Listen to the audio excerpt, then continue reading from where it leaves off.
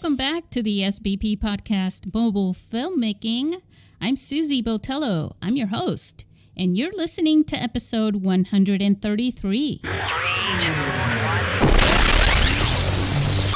His name is Ant Pruitt. This is the third time that he's been in our show, and I welcome him and I introduce him to you. Ant is someone that is a good friend of the International Mobile Film Festival in San Diego and also of this podcast and a personal friend of mine as well. I met Ant through a podcast because not only do I host this podcast, but I actually listen to podcasts as well.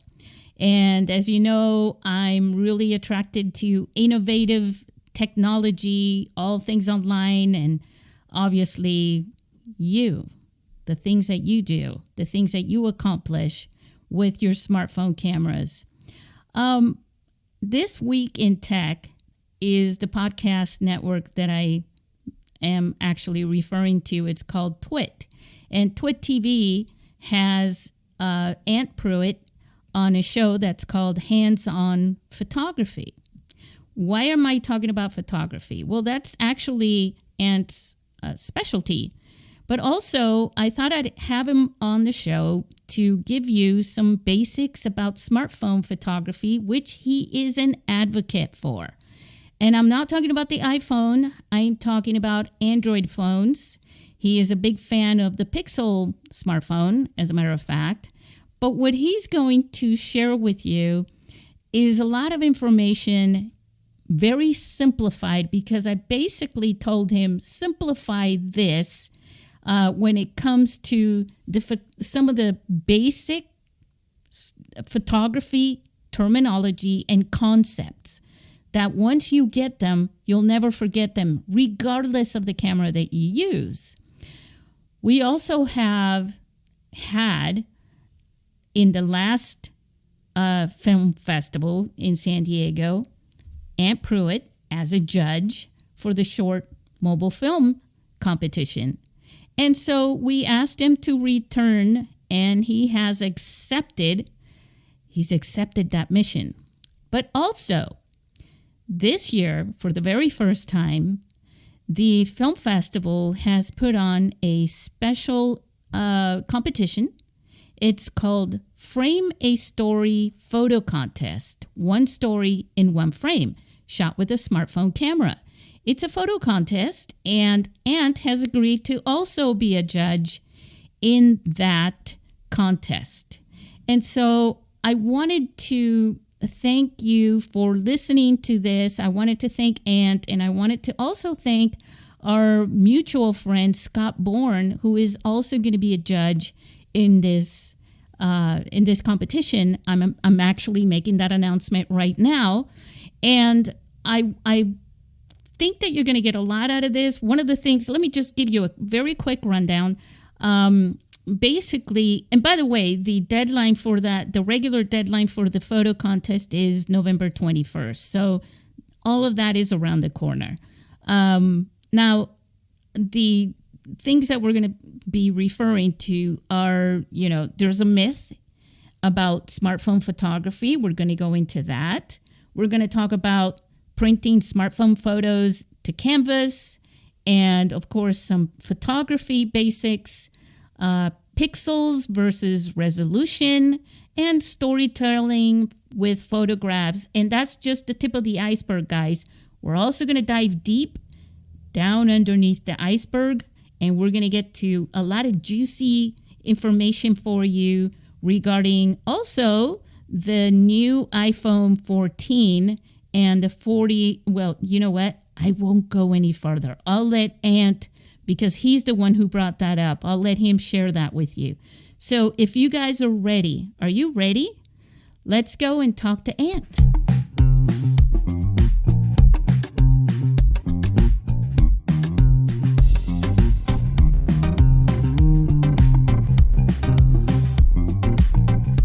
Hey everyone, I am here with the god of photography, Mr. Hands-On Photography, Ant Pruitt. Ant, How are you? I don't know about God of photography, but I'm unbelievable as always. How you be? You're definitely unbelievable and remarkable. Oh, it's so good to have you on the show again. Guess what I realized just about 15 minutes ago? So I thought this was the second time that you were on our show. This is number 3. Yeah, this is 3rd. Yeah, it's like ding, ding, ding, ding, ding. It's so awesome. It's like, I did not know that. This is the 3rd time. This is a big deal. Well, I'm not a squeaky wheel. I'm easy to forget. I know this. No, it's just like, it just seemed, so the first time was episode, well, I don't have it written down because I don't write everything. Wait, no, maybe I do. How dare okay, you. here it is. 85. And then you were 119, see? And then once I got past 100, I kind of like forgot all the below 100 ones. She's like, I'm done. I've moved on. It's like I've moved on to the hundreds now. I'm like, good. And then the next one was 119. And obviously I have a thing for the 19. Which is a great segue for me to remind everybody that the feature film competition's regular deadline is October 19th, which is in a few days. Wow, look how that worked out. Yeah. Isn't that cool? How, numbers just kind of connect to words. The reason that I invited you on the show, well, there are several reasons. One is because I think everyone that's listening is going to learn so much about photography, and you're a pretty cool advocate for smartphone photography. And I want you to touch with everybody, just touch on why that is. But the other reason is because you are one of the greatest judges for our photo contest that is brand new this year, the smartphone photo contest, which is, it's a story contest. It's called the Frame a Story Photo Contest. One story in one frame, shot with any brand smartphone. And I think a lot of listeners are going to love the fact that you are an Android smartphone person because they hear so much about iPhone. And I'm an iPhone person, but obviously I'm also, it doesn't matter to me. Right. So go ahead and share with everybody what brings you into the smartphone photography world. Well, first, let me say thank you for all of the great build-up. Good gosh, I have a lot to live up to now with these next couple of minutes. And I hope I can. But as far as smartphone photography, back when you and I spoke on episode 85, I believe I told you that the smartphone camera is what really refired my sort of dead photography juices at the time. The Droid X was the phone and the camera, and I saw that this little tiny sensor had pretty decent capability, to be something that was fairly accessible to anyone. And I just continued to shoot and practice and try to get better at the craft. And, over the years, I think I have, and I still got a ways to go and still can work at it. But it's just the fact that this is something that almost everybody has in their pocket or on their desk or on their couch cushion somewhere. Right. They have the opportunity to snap photographs that are beyond a standard snapshot because of all of the computational photography that's built into these devices. Is literally just tap the screen and it's done. Now, granted, it could be even better with some training and understanding, some of the concepts of photography, but everybody has a pretty good head start these days versus, a decade ago when their phones wasn't as smart. And cameras was the way to go as far as getting quote unquote good photographs. Because the phones were dumb. Yeah. I mean, there was a few smartphones out there, like I mentioned, that Droid X. Yeah. But even still, that was few and far between because everybody wasn't buying that phone just yet. How many pixels did that one have? I think it was pretty high. I think it was 4. And I'm just kidding. It sounds funny saying this. I think it was pretty high at 18 megapixels. Nice. I think. No, that's pretty good. Well, you'd say that, but most of the regular people would be like, 18? My new iPhone's got 48 or 45. Well, because they started out, there were like 2 megapixels, remember? Yeah. They were like... Yeah. I was already thinking about... You know what? Now I got to look because I can't remember. Droid X. Yeah, this is great for the pod. Start looking it up on there. I hate doing that. I'm so sorry. Because I hate it when people do that to me. It's like, don't put me on the spot. And meanwhile, while I'm complaining, I'm like... Oh, no, it was 8 megapixels. Yeah, 8 megapixels. See, I was thinking 4 or 6. I was kind of... But, yeah. But, the whole point of it is, I mean, things have to grow. They have to start somewhere. You know what I mean? Yeah. And, yeah, that's pretty cool, though. And I remember in that that you shouted it out. Did I say that right? Shouted it? Yes, you did. You did. It's good. If you didn't, we don't care. We're good. That's right. People out there are like, what? That it was a Droid X. And to me, it just sounds robotic. Sounds kind of cool. And then after that, though, you moved on. I mean, so did you ever use the Sony? The Sony smartphones? Yeah. Is that what you mean? I did not. I have played with some of them over the years, but no, I never bought a Sony smartphone because back then they wasn't very good. They just recently turned into decent devices from a user experience. Take the camera out of the picture. Yeah. No pun intended. Those phones were just hard to use. Just a really clunky user interface. It was Android, but it was a bad flavor of Android over the years. But it's gotten a lot better now. And what year was that, by the way? When it was bad? Yeah. I would say prior to 2016 or so. Because in 2014, I think it was, they had just come out with 4K for the video camera. They were the first. Yeah, and again, take the camera out of the picture. Yeah. That phone was pretty hard to use. See, and that's the thing. The Xperia line, right? That's the thing. It's also a phone. Yeah. Because if it was a separate camera, then why would you use a phone? Right. If I that's remember how I see right, it. with a lot of the Sony experience in their Xperia line, the performance of the phone would deter you because you go to open up the camera app, and this is some of the experience that I remember personally. Yeah. You go to open up the camera app, and it waits. Okay, now the camera's open. Oh. All right, frame up your shot, hit the shutter, wait. See, capture. That's how I feel about PCs and going through the windows. It's like, how many windows do we need to get through? Right. And it was a bad experience. But again, they've come a long way. It was nice they had all of these beautiful camera features back then, but you could never get to them. Yeah.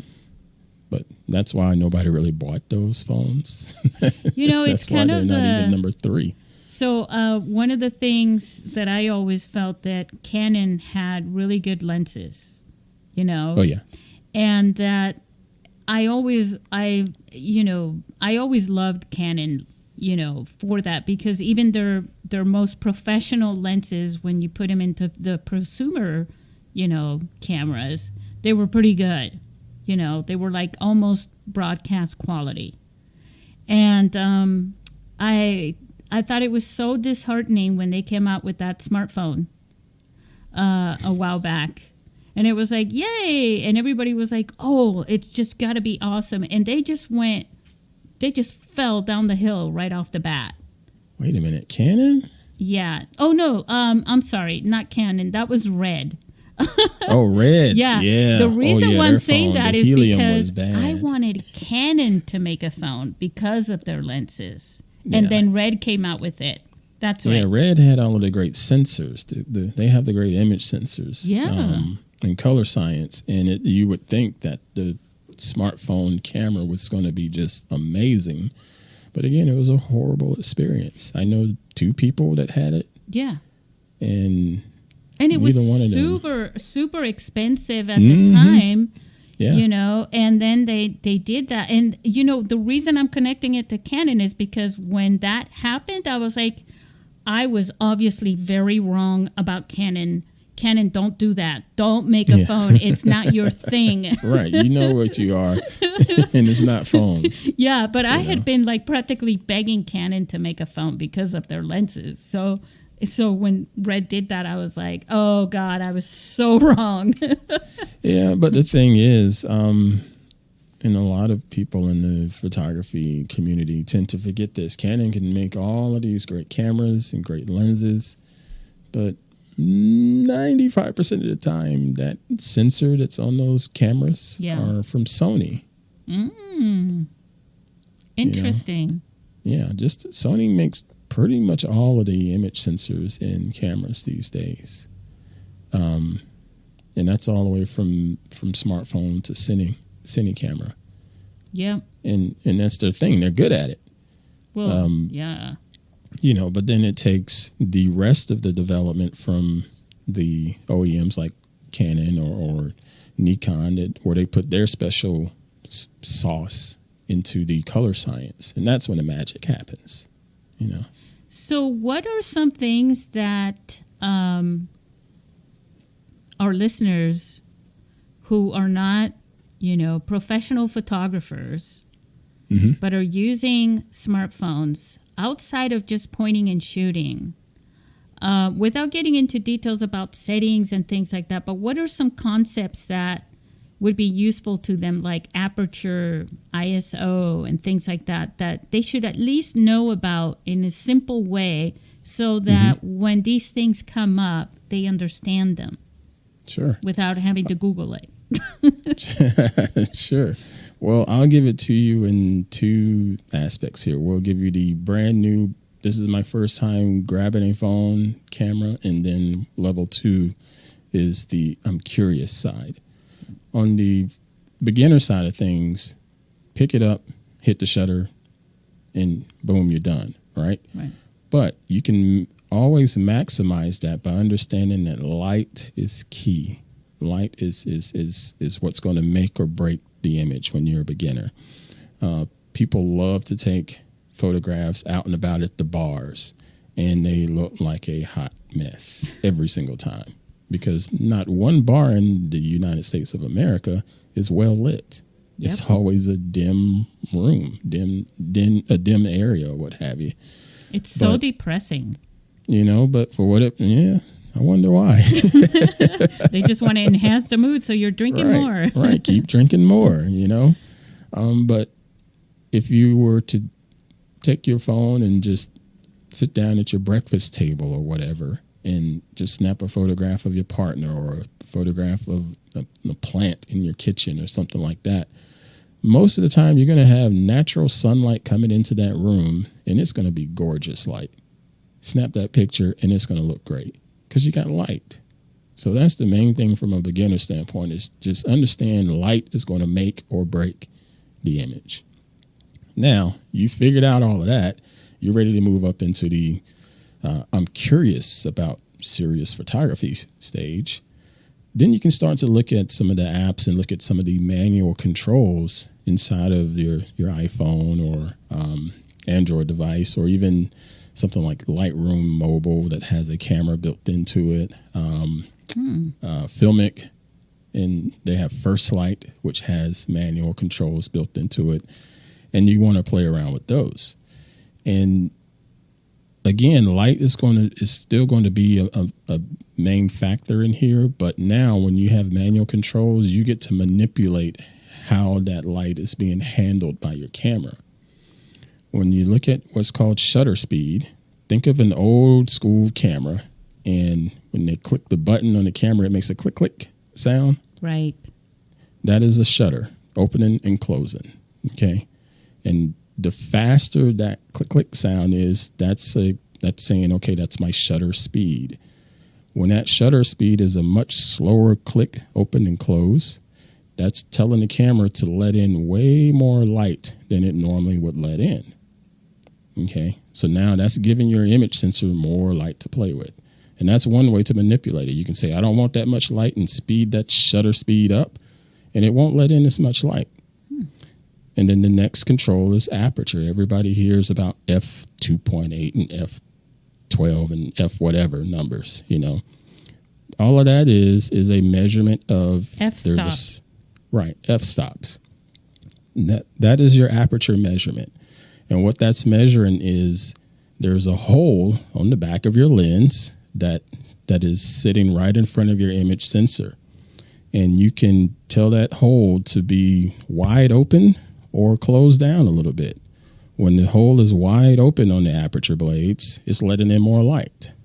When it's closed down, of course, it's letting in less light.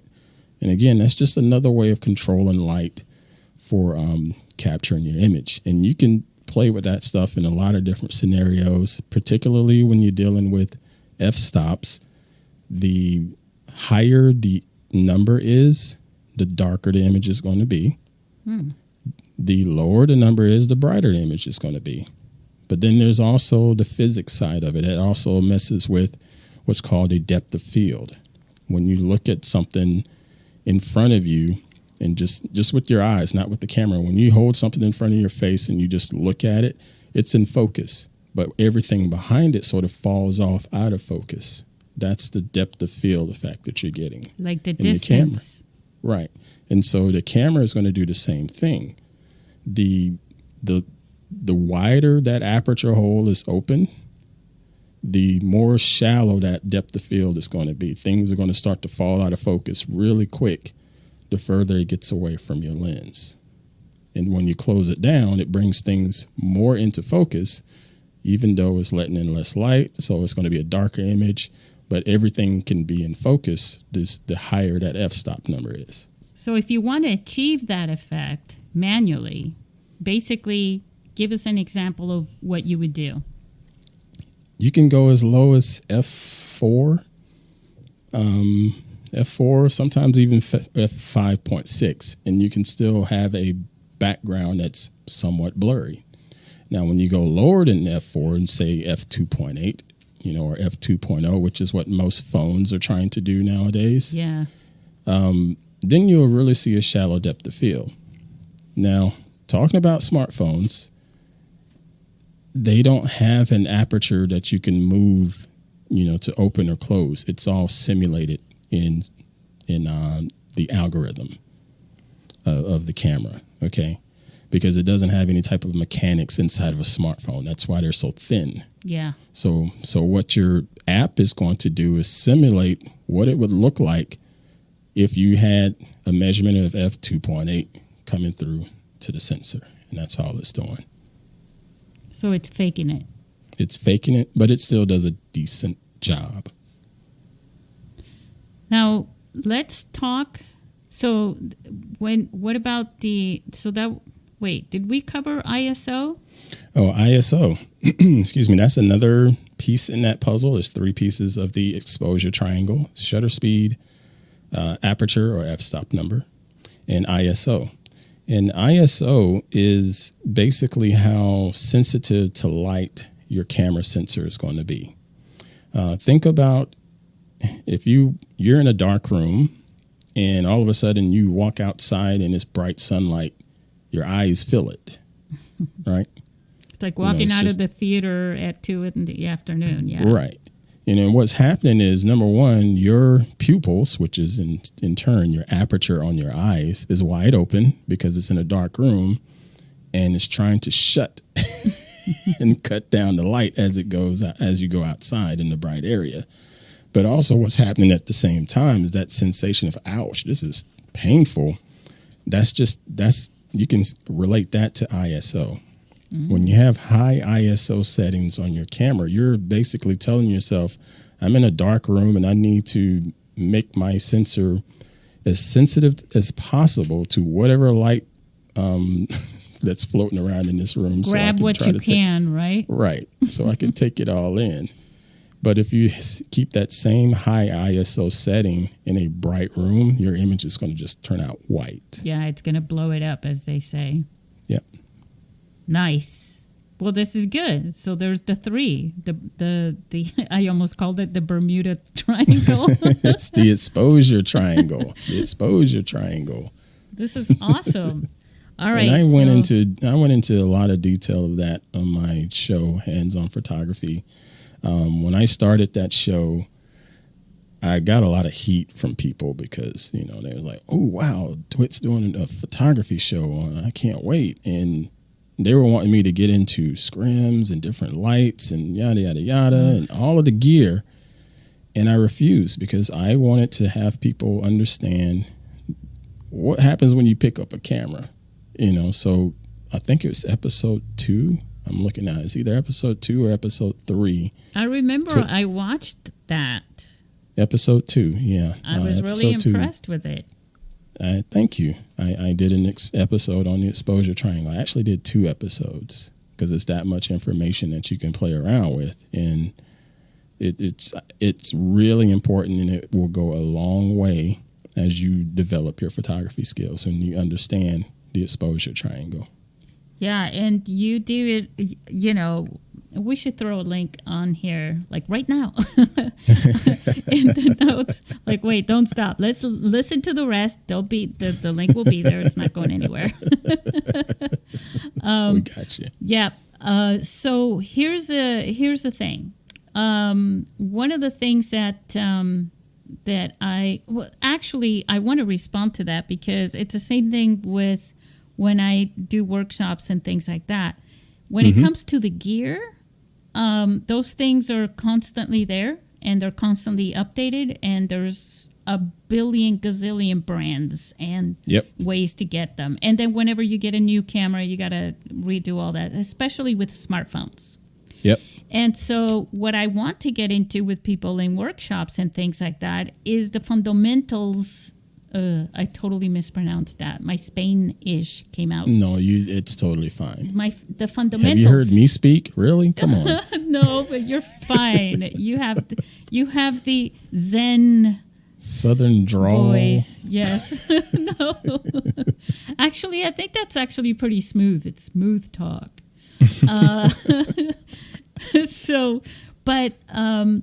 That is the concept, that is the understanding. That's when you're building a house, that's your foundation.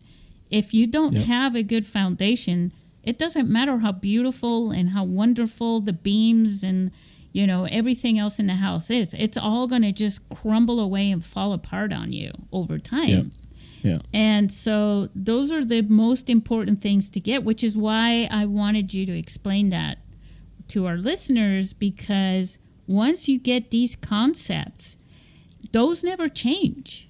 Nope, never does, regardless of the camera you pick up. That's right. And you know shutter speed, aperture, and ISO. Exactly. And then the second thing I say to people is learn how to frame things, because I think that is the one thing that I picked up on since I was little was the framing of the shots, and how that perspective changes everything just from the angles that you choose and things like that. So, I just think those things are really, really important, more so than, all the little details of the gear and things like that. But those 3 things that you just talked about, it's basically how you control light and shadow. And how that affects the outcome of your photo. And I'm sounding like a pro, but I'm really not, you guys. It's just because Ant explained it so well that I'm getting it. So the other thing is there's a little bit of a myth, right, about photography, smartphone photography versus, DSLR, right? Yeah. And I just have to, this is my thing. You're a professional if you take good photos, period. Now, you can dissect it till the end of time. That's not what makes you a professional. What makes you a professional in the end is how it turns out and how people perceive it. Because it's not like a movie. You know, a movie, right? It's over extended of time. You're telling a full-on story over time, and there's so much psychology and everything involved in that. And it's very manipulative. Yeah, it's all the director. She is manipulating your perception of that story through the film. But with a photo, there's two types, right? There's the perception of the person that's taking that photo. What's their story that brought them to shoot that photo, right? Yeah. And then there's on the flip side, the perception of the person that's actually looking at that photo and how they perceive it, what they're getting out of it. Yeah. And that's true. Yeah. And so it's the same thing with the whole myth of, you know, what's professional, what's not professional. And when I was a teenager, I got paid to, I think it was like $5 for each sign that I made for one of my friends who was still in high school. And she was running for class president. And she said, I want to pay you because you're so good at doing little cartoons and things like that, right? Whatever. Look at you, Miss Entrepreneur. That was back then. Well, see, that's the thing. So she paid me for that. That was the first time I got paid for doing anything really like that. And I thought, I just made art and I got paid for it. And somebody says, now you're a professional. I'm like, it wasn't that good. And they said, it doesn't matter whether you're good or not. The fact that you got paid for it is what makes you a professional. And that stuck with me, you know? I'm on that fence a little bit because anybody can get lucky and sell one thing. I think being a professional is that plus a body of work. Yeah. You know? Well, there's so much to unpack there. There's also your integrity and how, you know, there's so much to being professional, but in the most basic terms, right? Yeah. Flat out one-liner. What makes someone a professional? When someone pays you.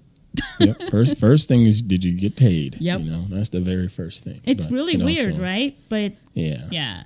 So that myth, let's blow away that myth that if you shoot with a DSLR, you're a professional. As far as, well, maybe not like that. Let me take that back.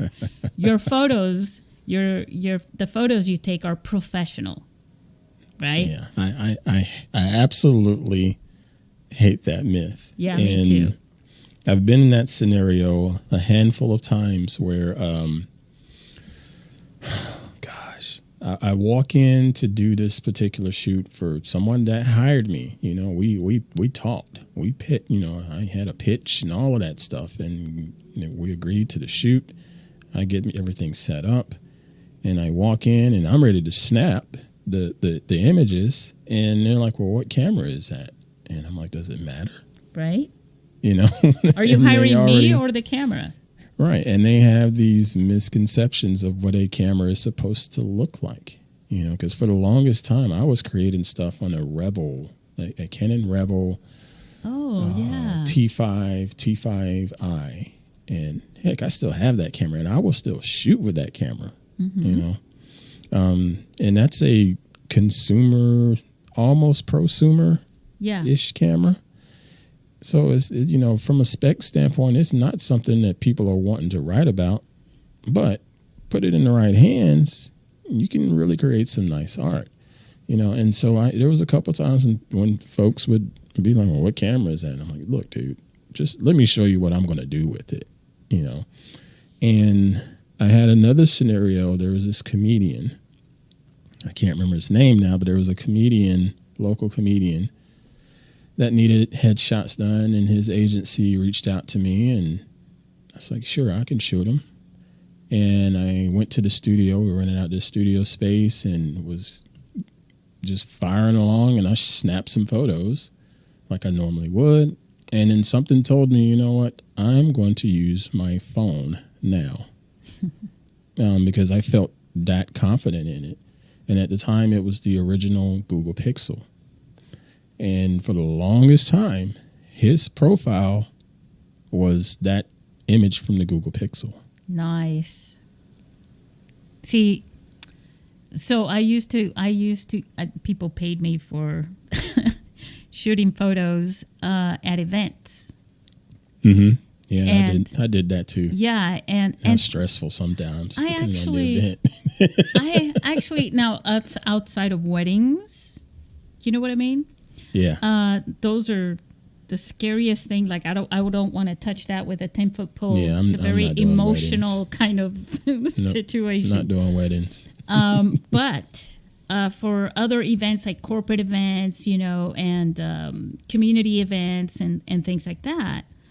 Even at our film festival, I walk around and I take photos. You know what I mean? Mm-hmm. But the thing is, the whole, you want to get the happy people. You want to get them in a way that they're lit up.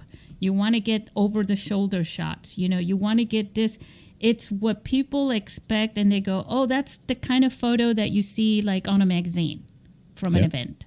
And I shot it with my iPhone 6 or whatever it was, right? And people look at that and go, wow, that's a great photo, and I'm going, yeah, I shot that with my iPhone. But I could have shot it with a DSLR. You know what I'm saying? And it would look the same. Now, if you're going to sit there and study it and do all these other things, that brings up the other point that I think we should talk about. Printing smartphone photos to canvas. Is that doable? In a word? Yes. Yes. That was total unison. It absolutely is. As a matter of fact, I've done it several times. I sell prints of some of my images, not everything, but I have a service that I use. You go to antpruitt.com/prints, and you'll see roughly, I don't know, maybe 20 or so different images that you could choose from. They are beautiful, by the way. Thank you. Yes. And I rotate them in and out. And there's a couple images in there that are smartphone images. Nobody knows that. But there's a couple that are smartphone images. And this year, we are now October 2022. 3 of the prints that have been ordered this year were of a Google Pixel. Well, not of a Google Pixel, were shot by a Google Pixel. Yeah. Wow. And I'm sure there's a couple more in there that have been printed. Actually, I know there is. There's at least one more that was shot with. Yeah, I'm pretty sure it was a Google Pixel too, because I haven't really had any other phones. Yeah, that's your mojo. Yeah. That's actually pretty cool. So there you go, you guys. And these are prints, and I'm not talking postcards. I'm looking at one right now that was just ordered 3 days ago at the time of this recording. This is a 16 by 13. So 16 inches by 13 inches. So that's not tiny. Wait, let me go there. Is this the one that you sent me earlier? Yeah. Oh. Yeah, 16 by 13. When I said I want to go there, I didn't mean this kind of go there, but oh my God, I want to go there. This kind of reminds me a little bit when I used to live out in the mountains. There was a path like this with trees and everything behind the house. And people used to go, why do you want to live all the way out there? I'm like, look at this. It's like a forest in the, I called it my Hobbit land. But this is beautiful. Thank you. Yeah, that's in Carolina, right down the street from where I used to live. And I used to walk that trail pretty regularly because I got to get my stupid cardio in. And that particular day, the sun, I got out there just at the right time for the sun to do its magic. And again, light is going to make or break your images. Yeah, the shadows. I was going to point that out. The shadows. So it's basically since this is audio. Describe the image. Well, the image is called Mystical Trail, and so what it is I'm going down a walking path essentially in the woods, and this is late fall because there's no leaves on the trees. The trees are just sort of bare.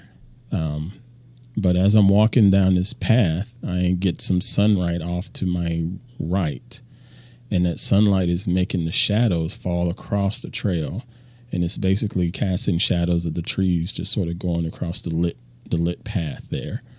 And it's a little bit of green, just a little bit of green grass around the edges of the trail, but that's about it. And the rest of it is just me taking liberty with the color grading, and I did a little bit of purple haze. I was going to say purple haze. Because I don't know if you've noticed this about any of my photography. I tend to present things in cool tones. Because you're a cool guy. Well, I don't know about all that. But whenever I see stuff, whenever I'm shooting something from my heart and art kind of thing, yeah. Before I click the shutter, most of the time my brain sees it in a cool tone, a blue hues or sometimes magenta and purple and things like that. Well, that's I don't know why that is, but it is, and I hardly ever have warm, fuzzy images. They're normally sort of blue and moody and cool. And this is one of those instances. Other than the specks of green that's sort of going along the edges of the trail and the standard sunlight coming across it, that's it. The rest of it is just sort of blue and moody and purple. It's so... And people dig it. So I've sold several copies of this thing. Wow. Several. And do they know? They don't know. No idea. And it doesn't matter. You know what I mean? Because when you're looking at something, it's kind of like what I was saying before about the perspective, right? That's the perspective of the person who's creating that shot, you, and then there's the perspective of the person that says, wow, I want that in my living room. I want that to be the subject of conversation, which is, and that's speaking of subject, it's the subjectivity of photography, which is why it's also art. Right. That's really beautiful. Well, we're definitely going to share that as Thank well. you. We're going to have 50 links for everybody there. But I think we'll have the main link, and we'll single that one out as well for everybody. So we beat the myth of what a professional is, and then also the fact that yes, you can be a professional with a smartphone camera, and you can literally print to canvas.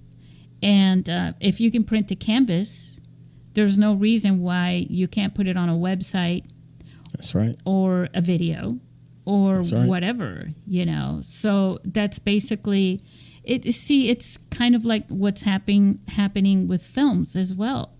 With the feature films that are going to Amazon and Tubi, and places like that, why would you, it's like they're really, you could get technical, depth of field and all these things, but in the end, it's about the distribution kind of, right?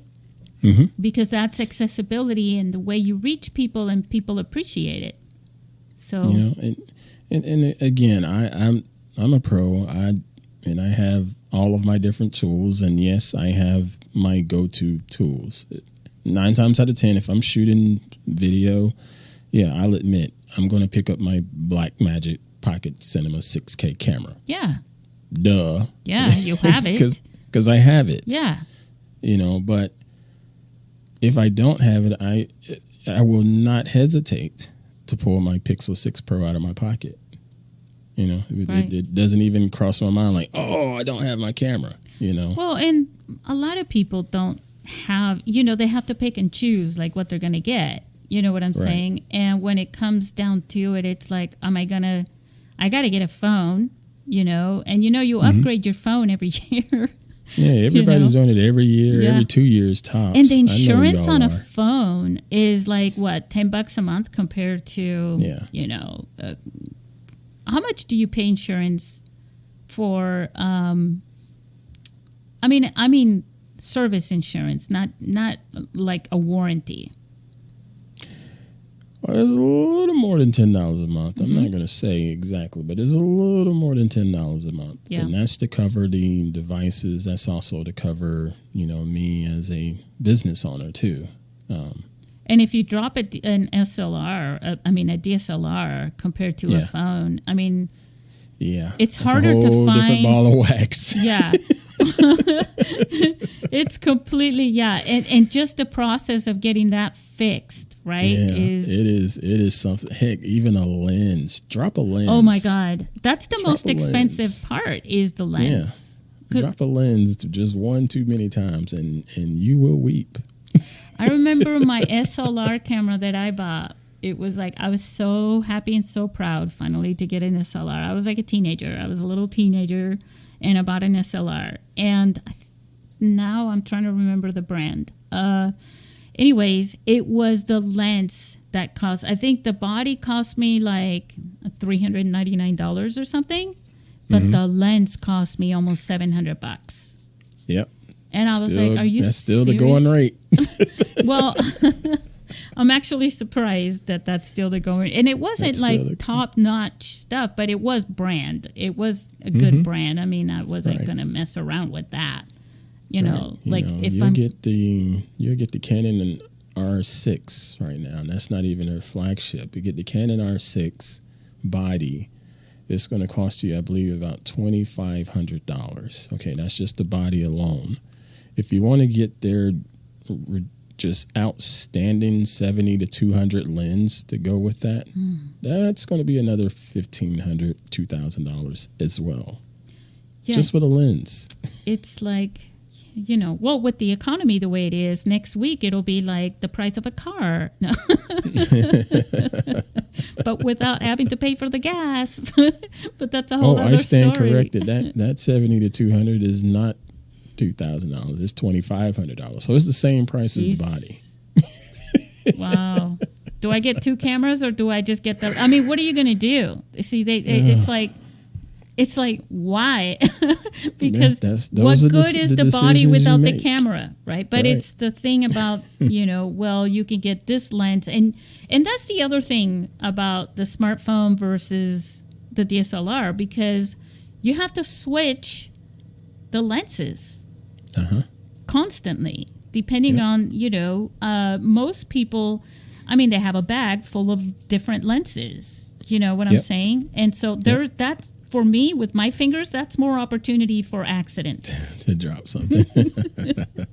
That is a convenience factor of the smartphone. And again, it's getting better because of the computational side that's in it. Now I'd like to touch on something with your listeners regarding marketing speak. Oh, yes. Go for it. Particularly here in the U.S. of A., I can't say about the rest of the world. The phrase bigger and better seems to just win out in all scenarios for whatever reason. If you get a car that's got a 4-cylinder engine versus a V8, people are going to automatically jump to the V8 because, hey, it's more horsepower. But they don't think about the fact that you got to put way more gasoline in it, and it's just going to be a pain in the butt on your wallet. The big tires. So bigger isn't always better. And when it comes to photography. And in Japan, it's the opposite. Really? Well, because in Japan, right, the smaller, they value the minimal things. Wait a minute. I remember you telling me that before. That's right. Yeah. The whole minimalist stuff. Yes. I remember that. But when it comes to cameras, though, it's not always the best idea to think about 40 megapixels is better than 20 megapixels, because that's not always the case, especially when looking at smartphones. Smartphones have image sensors in them just like any other camera, but the image sensor is usually less than half an inch in size. A standard camera, and I'm not even talking the expensive Canon full frame. We can say an inexpensive Canon APS-C, also known as a crop sensor. Those things are, roughly, 25 inches or so, something like that. So that's like 25 times, well, even more than 25 times bigger than a smartphone sensor. And those camera bodies are measuring their megapixels the same, just as you would on a phone. But a 20 megapixel sensor on a camera body is not going to look the same as a 20 megapixel phone sensor because of what's called the pixel size. They have pixels on all of these. That's basically photo sites that are capturing light. The size of those pixels make a big difference. And smartphones today are using some magic, if you will, because they know, look, I only have half an inch to work with, but I need to try to figure out a way to capture as much light as possible. So how can we manipulate this? And what they do is called pixel binning, basically combining the pixels together to make a super pixel, if you will.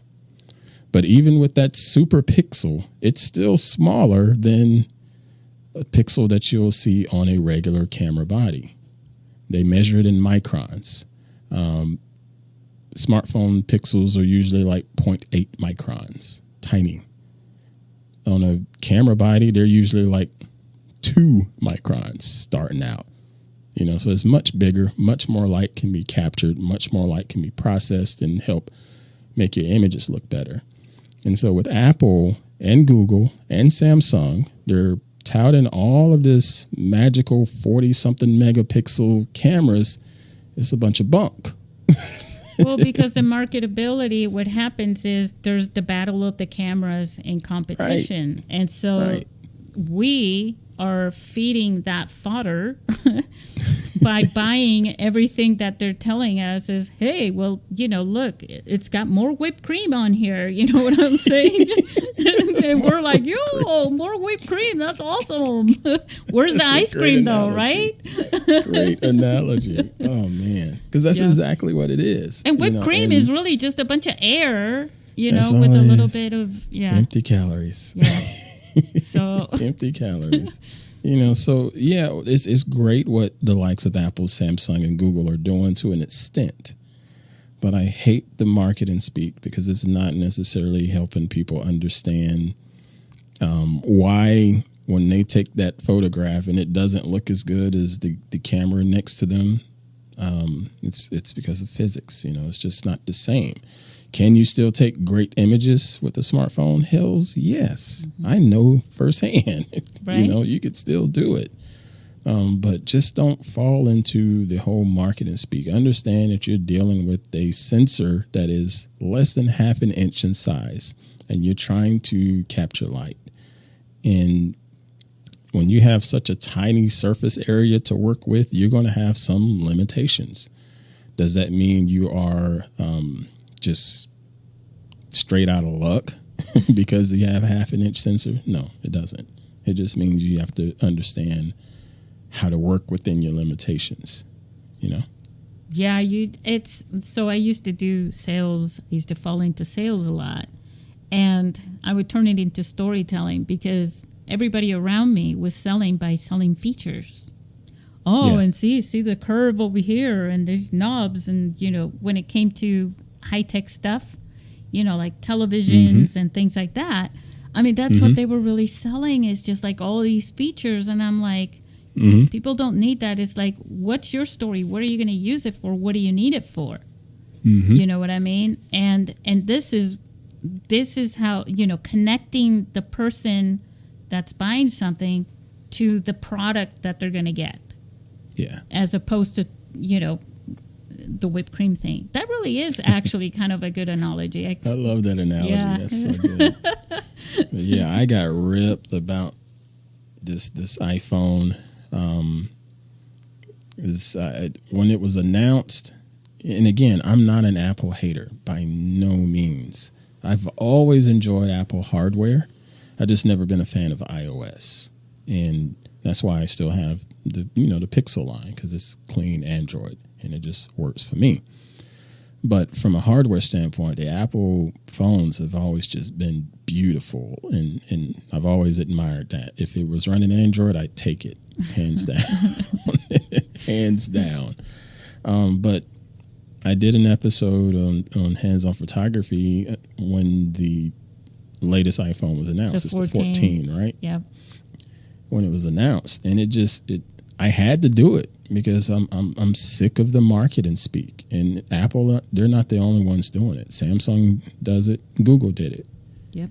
And that 48 megapixel stuff, I could just see people running to the stores because they heard that, just running.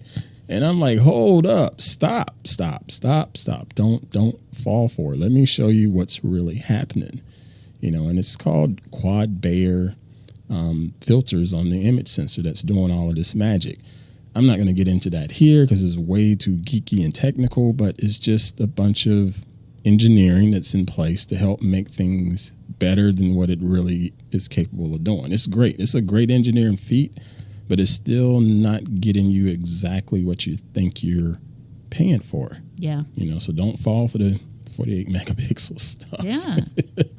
Well, and another thing, those campaigns I remember Google, when the Pixel 4 came out, they had Annie Leibovitz as a spokesperson endorsing it, and she did a whole presentation about it and all of this, and I love her as a photographer. She takes some great work, even though I have some beef with another image she did recently, but that's not part of this story. Yeah. But she was basically saying this camera is great. And when they were showing her trying to do a demo of shooting some model or what have you on the set, they were just sort of really quick cuts of her snapping the photographs. But if you paused the video, you would notice several things there. She would have a case on the phone. Not just any case. This was a case that had some handles on the sides of it. Why? Because a photographer knows you need to be steady with your shot, with your hands. Yep. Get steady. So that's one advantage that she's already adding to this brilliant phone, quote unquote, already. And then there's another thing that was in that video. If you paused it, there were several lights. Oh.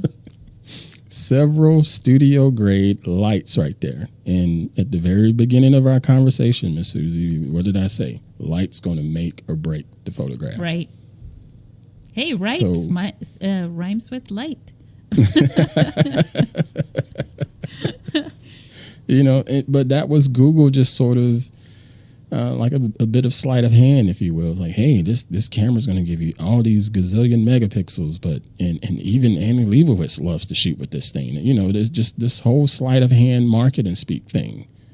I don't remember which brand was a while back. This is years ago. For God's sake, time is just flying by me. I feel like I'm so old right now. But there was they were talking about how great their phone was for shooting video or photos or whatever, and it turns out they didn't use that phone to shoot the video and the photos or whatever it was. They were using and it's like people caught on to it and they got hell for it. Yeah. And Apple, they did the same they did a similar tactic as what Google did with the Shot on iPhone campaign. But to Apple's credit, they later, the next model, I think it was the 12. Yeah, I think it was the 12. When they did that whole Shot on iPhone campaign, they slowed down and showed you those cinema studios with their rigging. Yeah. They had gimbals. They had lights.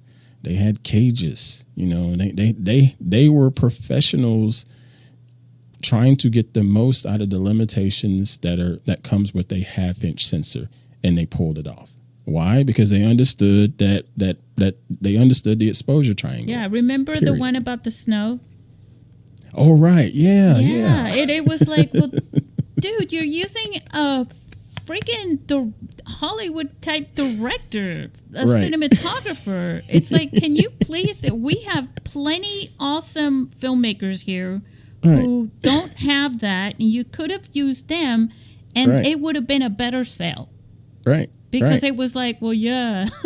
They're like, well, dang it. And I see those commercials. I'm like, well, yeah, I expect those guys to make this thing look like a blockbuster. It's like, hey, my Honda can beat the Formula One race. It's like, well, yeah, well, who's driving it though? I wish they would sell it more, and they're doing a lot better with it now. Yeah, they're selling it more as in, all right, anybody can pick this up and shoot this. Just hold still, hit the button, and it's going to look great, and it does. Yeah. It does. They're better about that now. Other than the whole megapixel thing, that's what threw me off. I'm like, no, then you ruined it. Well, it's like stabilization, like the gimbals and things like that. Well, it's like way back with the 4S, I was sitting at Starbucks and I put it in, when the slow-mo came out. Yep. And I was panning across the room, with the slow-mo on. I was like, ooh, who needs a gimbal or anything? I don't even think we had gimbals yet at the time. But it was like such a smooth thing. And I was like, well, if you use slow motion to shoot it and then you speed it up a little bit when you're editing it, it's still going to look a lot smoother. You know what I mean? And so I learned that trick. And when people do slow motion and a gimbal, I think it's like a little bit of an overkill. Yeah. It gets a little mushy. Yeah, it's like, come on, guys. And I'm not a big fan of gimbals. I got a gimbal and I used it twice when I got it. And I don't care for it because it's such a pain. It just flops around on me all the time when I least want it to. It's like you're not behaving. I have 3. I have 3 here, and I use one seldomly, but I haven't used the smartphone ones in a while because again, I can hold my elbows to my side. That's the thing. I understand. Just stabilize and give yourself a nice wide base when you're standing. You're more than likely you're going to be okay. I have basically the most simple stabilizer that is basically a piece of plastic that looks like a gun handle with the attachment to put the phone on. That's really all it is. I mean, it could have been my shoe. Yeah. And I know how to I use it when I'm at Comic-Con for all the videos that I make. 90% of it, except for that one time when I got that gimbal, which I used it a little bit, and then I was like, oh, I'm so sick of this thing. But everything else, I use it handheld. And a lot of people don't realize that, for one, when you're doing montage videos, you don't shoot long 5-minute clips. Nope. And when you're shooting scenes, right? When you're shooting scenes, you're cutting them so tight anyways to show different perspectives. So you really don't need gimbals. I bet you right now there are 16 people listening to this and they're like barking. What are you talking about? No. Sorry. I got gimbals here, and like I said, I seldomly use them. The one that I will use, I use it for. I will use it when I'm shooting product photography B-roll. Yeah. Because I have a stationary object and I can clearly do a pan automatically. Just hit a couple of settings and boom, it does it. Yeah. It's a smooth pan. See, I love doing the handheld B-roll stuff. Because I was called the B-roll queen. Yeah. But again, I seldomly use it because even still, I have another dedicated tripod that'll do just that with the fluid head tripod and just. Oh, that's the thing. I have a $2,000 tripod and I barely get to use it. And when I do it now, it's like with the little, with my iPhone on top of it. You know what I mean? I love that. Looks like that like the Men in Black, the one with the big shoulders and the tiny little head on top. That's what I'm not judging you because I've done that too. Yeah, it doesn't matter, but it's the fluid head when I go to look at tripods, right, like prosumer, consumer ones, and there are all these expensive ones, and people are like, oh, well, that one's more expensive. That should be good. And I'm like, oh, no. You got to look at the fluid head, and how well that works, And, of course, you want the legs not to be super skinny to, you want it to stay. Yep, you want the support. But without a fluid head, other than that, you might as well just put it on a table. Just slide it yourself. Yeah. So, all right, now tell people really quick. No, well, not super quick, but sorry, I spoke too long. No, you didn't. I mean, hey, it's about, it is what it is. Pixels versus, because I was going to segue into this and I got carried away.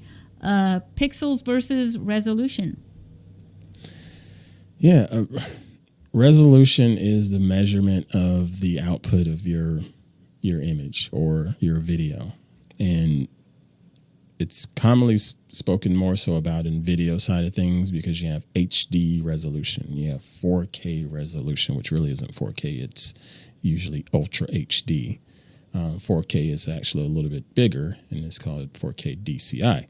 But that's neither here nor there. But we can start with HD resolution, which is 1920 by 1080 pixels, wide and long. Pixels on the sensor is a whole different ball of wax. You're going to have 20 megapixels on your sensor that's just capturing the light, but it's outputting 1920 by 1080. So it's going to be really, really pretty because you have really big pixels capturing a frame that's essentially going to equate to just a little bit smaller than the frame. So it's going to be a lot clearer and just super duper clarity from a light standpoint on it. Because when you take a photo with an iPhone, no matter how much light or whatever, the pixels most of the time are 72. Oh, yeah. Pixels per inch. DPI, I'm sorry, not pixels per inch. DPI, dots per inch. Dots per inch. Yeah. And that's when you're dealing with printing, more so than anything. If you can get higher than 72 PPI, DPI, it's the print's going to look better, but it's not horrible at 72. No, because then, like what I do with my photos, I use them, for marketing, right? Yeah. And so I bring them in. I use Affinity. Yep. I love you guys. Okay. So I use that. And so I bring it in and I raise the resolution on it. Yeah. You know what I mean? And then when I export them, they look good on the screen. They look really nice and clear, but it's not like megabytes huge. You know what I mean? Right. So that's upscaling. Yeah. And I know that for a lot of, I think it was like on the Apple for the podcasters, they're like, don't upscale I'm like, don't tell me what to do.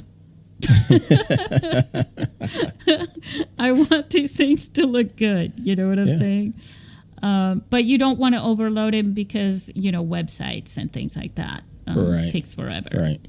So those are things to consider. But now for print, that's a whole different ballgame. Yeah, for print, it's a different ballgame because it's going to give it just a little bit more definition. Yeah. When you have a higher DPI output there. Yeah. Okay, now let's talk about one last thing. This is my favorite subject, storytelling in photographs. When you take photos, do you think story? What is the story behind this photograph? Or do you just have one in mind that brought you to even take the photo? Most of the time it's what is the story behind this? If I'm out and about doing landscape, it's a little more difficult to tell stories in landscape. You're going to need a lot of help.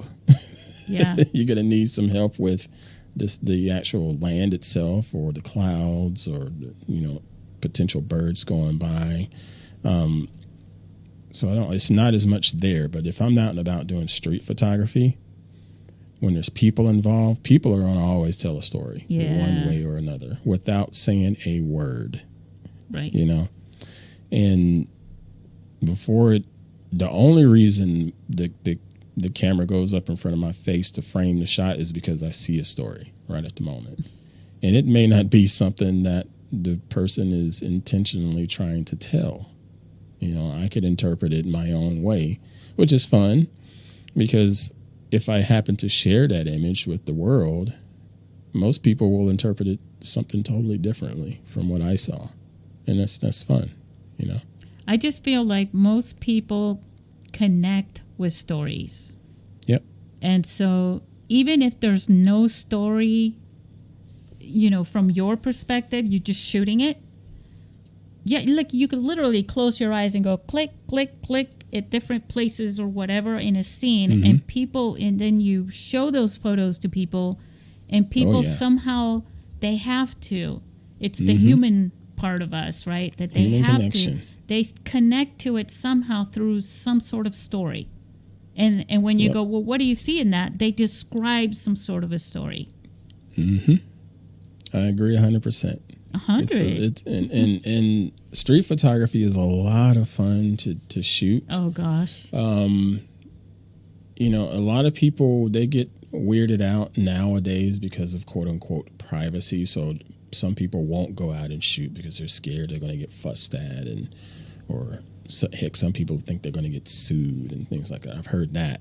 And that's not right. It shouldn't be that way. Not out in public anyways. No, that's something I try to tell folks. If you're in public space, you can shoot. You may not be able to capitalize off of it, like go make money from it. But if it's a public space, you have every right to grab your camera and take a photograph. The only from a legal perspective is exploiting children. There's that too. Right. And even and I have changed the way I shoot street photography. Yeah. Because of some of the privacy concerns, even though I know my rights. But when it comes to children, you will hardly ever see an image of a child from me. And if the child is identifiable at least. Right. Yeah. If a child is in it, usually their head is turned. Yeah.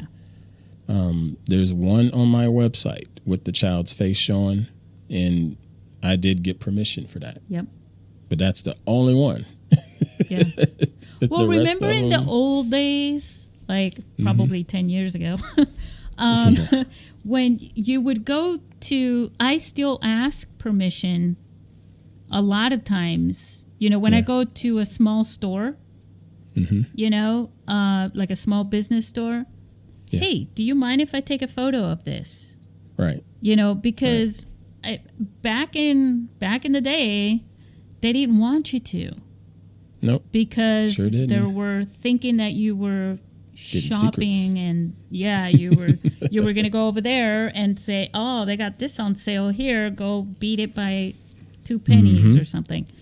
Sure. It's just that. But a lot of stores now have gotten better. But asking permission is a great way, to interact with people where you can they then feel more comfortable when you're shooting the photo, and then it comes out better. And the thing is, it's even easier now if you're asking this and you're using your phone. Well, that's all I use anymore. If you use your phone and you're doing street photography, it's going to be a blast. It's going to be so much fun because people are diffused by seeing that as a camera versus me walking up there with the 70 to 200 millimeter lens on. Completely. Yeah. Now, granted, because I do both. I shoot with my Pixel as well as with my Canon. And my practice for both instances is I tend to just make eye contact. And that tends to diffuse it. And what's funny is, in my experience, a lot of times they'll either give me a nod or they'll wink. Yeah. Because it's basically saying, yep, I see you. And it also helps the fact that my habit is I'm usually wearing really, really bright colors when I'm out shooting because I want to be visible. Yeah. and they see me and I see them, and they'll nod or they'll wink or something like that, and they'll smile or do whatever. And every now and then they'll even pose. Oh, totally. I mean, yeah, I love doing this. The situation is diffused, so they'll just pose. So just grab your phone and just have fun with it. And then, say, hey, how can I send this to you? I'm going to process them and, what have you, but how can I send this to you? And that's just building more trust within the community. That's more awesome, yeah. When I shoot video, as soon as you have a tripod, it's about the tripod. It could be a phone. As soon as you have a tripod, it's, what are you shooting? Here come the police. Blah, blah, blah. Yeah, it's like, are you kidding me? Need a permit. Yeah, it's like, I'm not but that is, to them, that's the obstruction, having to use this tripod. But if you don't use a tripod, you can get away with a lot. Yeah. I mean, I've had many a run-in with the police officers, and it's been funny because there's only been a handful that were like total jackasses about it. Yeah. But most of the time they're like, we know you're just creating art, but you do have to have a permit if you're going to use a tripod. So if you would like to just use these stack of bricks that I see over here in the corner, you can use that. They've literally said stuff like that to me. That's cool. Yeah, usually just stopping people. Like there was this dog that was tie-dyed on the street. And he had in San Diego? Yes. No, never in San Diego. Oh, man, people are so friendly here. And I literally walk around with a smile on my face all the time. Even my dog here at home looks at me like, hey, Miss Happy. Smiling back. I just have a smile on my face. And so it's very, friendly, to people. And, with that dog, I remember, and it wasn't even the owner. It was like a dog walker. Yeah. And she says, I'm like, oh, my God. And she kept walking with the dog. And then I go, oh, my God, that is the most awesome thing. And I'm laughing because it's so amusing to me. And I'm like, do you mind? Can I take a photo? And she sat there for 5 minutes trying to get the dog to sit and pose for me. I took like 7 photos. So she really worked the dog, like she wanted it to come out good. The dog's like, look, all I want to do is go out and walk. Really? Yeah. What is happening I here? think I shot I don't know how many photos of the dog, but you only need one. Yeah. You only need one, and one will come out looking pretty cool. So, So storytelling with photographs, it's really not as hard as people think it would be. No, it's not. And I've told people, and this is only if you can spare the time. Yeah. With street photography, again, it's easy to get stories because there's people involved. But a tip that I have is if you can do it if you're in a not necessarily in a rural area, go to like a town. Yeah. Okay, go to a town. It doesn't have to be a big city. Just go to a town where people are working. If you can go out at rush hour and get there, well, actually go before rush hour and get to the areas where people are working before they're starting work, shoot then. And then come back when they're getting off of work and shoot then. Mm-hmm. Find different little spots around the working area, and you're going to get stories because there's people coming into work and they're either going to be frantic and running late or just in a great mood, or they're just angry like, dadgummit, it's Monday, and it's going to come through on your camera. You're going to see it. Yeah. Without saying a word. And then at the end of the day, you're going to see people that are just, oh my gosh, just a big sigh of relief as they're walking out the doors, or just angry because it was the worst day ever and they really hate their boss. Just a lot of different personalities and stories that's just going to come from body language and not one word said. Those are my favorite kinds of photos where people don't realize, they're not posing in front. Right. And it's hard to do that with a phone as compared to a DSLR with a zoom lens. You know what I'm saying? Not anymore. Well, I know, but they don't come out as good. No. The digital zoom. Light. Yes, but the digital the zoom is not as friendly. You know what I mean? It's not. That's more real. mumbo jumbo that they sell people. Yeah. Yeah. Zoom with your feet. Exactly. And so now it's easier because so if someone is sitting down on a park bench and they're deep in thought and you're walking by and you've got your phone out and you can take that profile shot of them or whatever, they're not reacting to it as opposed to a big camera. That's correct. You're not interrupting them, which is rude. And you don't have to get close. Yes, you have a smartphone and you don't have an optical zoom, right? Like a lens, but you can still capture a good shot 20 feet away. Yes. And if there's good light, you can crop it. Yep. See? Light rules. I think we gave everybody a really pretty good understanding of smartphone photography, like hands-on, literally. How can you get more hands-on than what's always in your hand?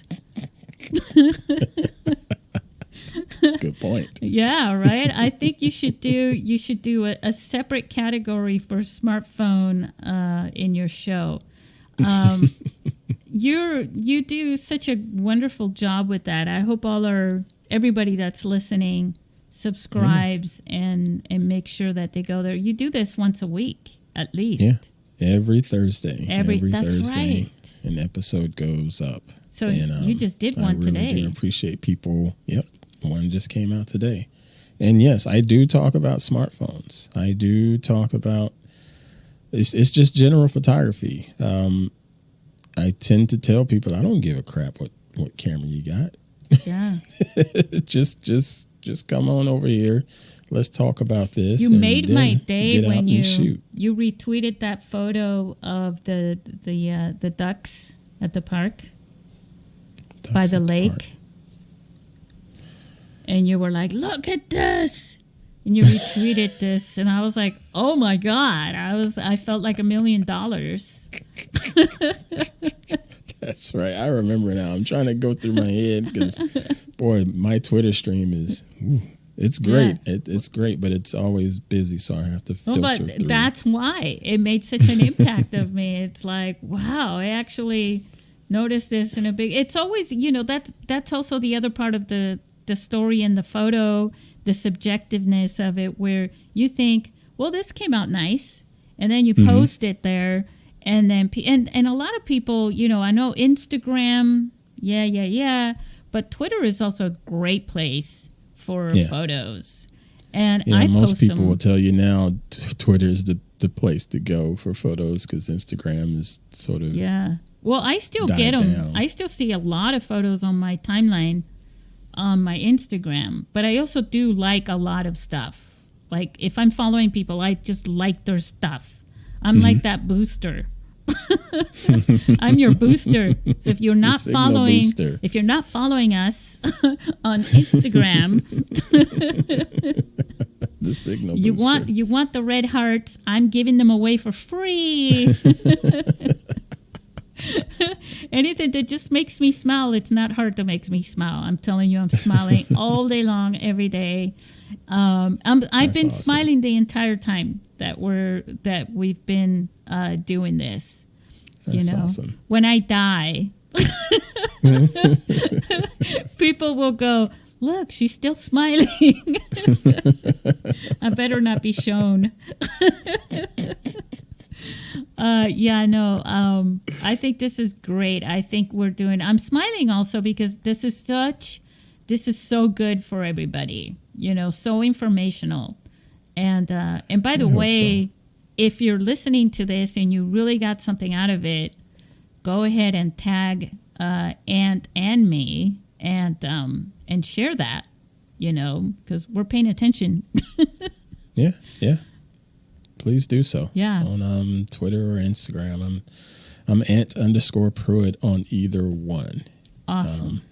I know you didn't ask that. I just totally plugged. No, I always... No, you're not. I actually, usually in this podcast, anyone who's coming back knows that I ask people to do it. Why? Because a lot of people listen to these podcasts while they're doing things like doing their laundry or driving their car or jogging or whatever. And the world does not revolve around our podcast. They're not going to stop everything and go click on the link in the notes or go do all that stuff. So hearing it is a great way for people to remember it, especially, say it again, something simple like Ant Pruitt. Ant, any last words? Because you're going to be a judge this year for our mobile short films and for the photo contest. My last words are, hey, you got a camera. Get up and go shoot. Go capture some images. Go capture some video. Just stop thinking about it and just go do it. And you don't even have to share whatever it is you captured. Just get the reps in, folks. That's all you got to do. That was beautiful. Now say goodbye to our listeners. Goodbye, fine listeners.